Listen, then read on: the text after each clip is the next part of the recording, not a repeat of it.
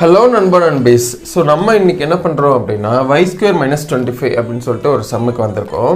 So இந்த some பார்த்தீங்கன்னா தெரியும், நீங்கள் சின்ன வயசில் படித்த ஒரு ஃபார்முலா ஒன்று இருக்குது, a² - b²,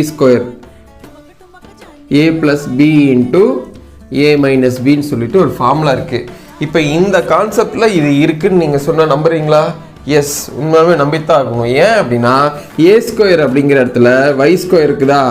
சரி, b² அப்படின்னா 25ங்கிறது b² இல்லையே சார், 25க்கு மேலே ஸ்கொயர் இல்லையே சார் அப்படின்னா ஆமாம், அப்போ ஸ்கொயராக மாற்றணும், 5² எடுக்கணும். பார்த்தீங்களா, அதே கான்செப்டில் வந்துருச்சு.